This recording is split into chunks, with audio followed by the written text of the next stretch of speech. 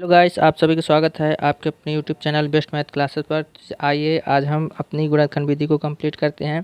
तो हमारा पहला सवाल है 12x² माइनस 7x+1। तो देखिए, इस गुणनखंड विधि को सॉल्व करने के लिए सबसे सरल तरीका, जो हमें बीच वाली संख्या मिलती है उसको हमको ऐसी संख्या देखना है जो जोड़ने या घटाने पर दोनों संख्या को आपस में जोड़ दें या घटा दें तो हमको बीच वाली संख्या मिल जाए, और ये जो अचर पद होता है हमारा सबसे लास्ट में, उसका मल्टीप्लाई कर लेते हैं हम x² के सामने वाली संख्या जो भी हो।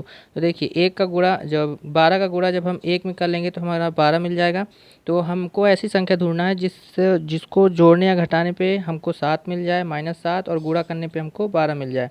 तो यदि हमको नहीं पता है तो क्या कर लेंगे, जो हम गुणा करते हैं उसका हम एलसीएम कर लेते हैं। तो जब हम एलसीएम करेंगे तो देखिए कितना कितना आता है, 2 × 2 × 3। तो 2 × 2 होता है हमारा 4, और गुणे 3, 4 का गुणा यदि हम 3 में कर देंगे तो हमारा 12 आ जाएगा, और 4 और 3 को जोड़ देंगे तो -7 हो जाएगा, माइनस का चिन्ह लगाकर।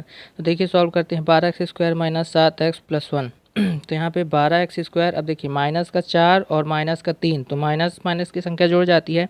तो 4 और 3 हमारा हो गया -7, और 4 का गुणा यदि हम 3 में कर देंगे तो हमारा 12 आ जाएगा, और प्लस का 1।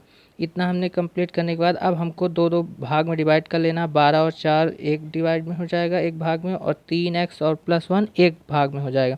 तो अब हमको इन दोनों में से कॉमन लेना है। कॉमन लेने का मतलब वो होता है जो दोनों में हो उसको बाहर निकालना। देखिए 12 में 4x होगा, क्योंकि 12 4 गुणे 3 से मिलकर बना है, और 4 इधर ही है, तो हम 4x कॉमन ले लेंगे। तो जब हम 4x कॉमन लेंगे तो इधर 3x बचेगा, क्योंकि यहाँ x² था तो 3x इधर बच जाएगा, और इधर 4x पूरा हमने बाहर ले लिया तो इधर का माइनस का 1 बच जाएगा। फिर देखिए इसमें 3x और +1 में तो दोनों में तो कुछ सेम है नहीं, तो हम 1 ले लेंगे कॉमन। तो माइनस जब 1 कॉमन लेते हैं तो इधर का हमारा 3x बच जाएगा, और इधर प्लस माइनस और प्लस माइनस हो जाएगा, तो इधर माइनस बच जाएगा।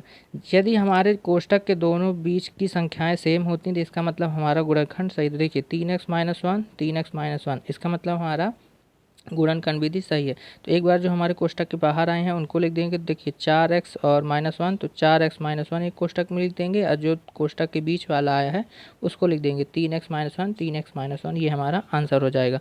अब आइए अगले क्वेश्चन की ओर चलते हैं। दूसरा क्वेश्चन देखेंगे तो आपको अच्छी तरीके से समझ में आ जाएगा। दूसरा क्वेश्चन हमारा 2x² + 7x+3। देखिए जोड़ने घटाने में हमको 7 मिलना चाहिए, और गुणा करने में 3 का गुणा हम 2 में करेंगे तो 3 दूनी 6। तो गुणा करने में दो का गुणा देखिए 3 किए तो 6। जोड़ने घटाने में हमको 7 मिलना चाहिए, और गुणा करने में 6 मिलना चाहिए। तो ऐसी कौन सी संख्या होगी, यदि हम 6 में 1 का गुणा कर दें तो हमारा 6 मिल जाएगा, और 6 में 1 जोड़ देंगे तो 7 हो जाएगी। तो हमारी संख्या मिलेगी 6 और 1। देखिए पहली वाली संख्या हम उसी तरह उतार देते हैं, 2x² तो 2x² प्लस, अब हम इसको फैक्टर करते हैं तो 6x + x, तो 6x में 1 x जोड़ देंगे तो 7x हो जाएगा, और 6 में से 1 का गुणा कर देंगे तो 6 ही हो जाएगा, और +3। अब इधर 2x² + 6x, इन दोनों में कॉमन निकालेंगे तो देखिए दोनों में कॉमन क्या है, 2x है, तो 2x में से कॉमन 2x निकाल दिए तो यहाँ पे हमारा x बचा, और यहाँ पे जब हमने 2 निकाल दिया तो यहाँ पे 3 बचा। ठीक है, क्योंकि 6 भी 2 गुणे 3 से मिलकर बनता है। अब यहाँ पे हमारा x + 3 में देखिए कुछ भी कॉमन नहीं है, तो जब जब कब कुछ भी कॉमन नहीं होता तो हम एक कॉमन निकालते हैं। तो यहाँ पे हमारा एक कॉमन निकाल आएगा, तो यहाँ पे बचेगा x + 3। तो एक बार हम जो बाहर संख्या लिखी है उसको लिख देंगे, तो 2x+1 तो 2x+1, और जो हमारी कोष्टक के अंदर आती है एक बार उसको लिख देंगे x + 3। यही हमारा आंसर हो जाएगा। अब आइए अगला क्वेश्चन देखते हैं। अब जैसा अगला क्वेश्चन हमारा 6x² + 5x - 6। अब देखिए जोड़ने घटाने में हमको 5 मिलना चाहिए, और गुणा करने में -36। देखिए 6 का गुणा हम सामने वाले में करते हैं तो 6 × 6 यानी 36। तो 36 का, अब देखिए हमको संख्या तो पता नहीं क्या होगी, तो हम क्या करेंगे 36 का एलसीएम ले लेंगे। जब हम 36 का एलसीएम लेंगे तो 2 × 2 × 3 × 3। तो देखिए यहाँ पे हमको संख्या मिल रही है 2 दूनी 4, 4 और 9। 9 में से यदि हम 4 घटा देंगे तो हमारा 5 हो जाएगा, और 9 में यदि 4 का गुणा कर देंगे तो हमारा 36 हो जाएगा। तो हमको संख्या मिल गई। तो 6x² + 5x - 6। अब देखिए 6x² उतार देंगे उसी तरह, प्लस 9x - 4x। 9 में से 4 घटा देंगे तो 5, और 9 चौको 36 -6। अब 6x और 9x में कॉमन निकालेंगे तो दोनों में देखिए 3 3 कॉमन है, 3 दूनी 6 और 3 त्रिकाई 9। 3x कॉमन निकालेंगे तो यहाँ पे बचेगा हमारा 2x, और प्लस यहाँ पे बचेगा हमारा 3। अब देखिए यहाँ पे 4x और -6x में, इसमें दोनों में 2 2 कॉमन है, तो 2 कॉमन निकाल देंगे तो 2x यहाँ बच जाएगा। 2x और प्लस माइनस और माइनस प्लस होता है, तो यहाँ पे 3 कॉमन बच जाएगा। अब हम एक बार बाहर वाली संख्या लिख देंगे 3x, और एक बार -2x, तो 3x और -2x, तो 3x - 2x। एक बार इसको लिख देंगे 2x + 3 2x + 3। अब आइए अगला क्वेश्चन देखते हैं। अगला क्वेश्चन हमारा 3x² माइनस एक्स माइनस 4। देखिए 4 का गुणा हम 3 में करेंगे तो 12, हमको गुणा करने में 12 आना चाहिए और जोड़ने घटाने में हमारा एक्स आना चाहिए।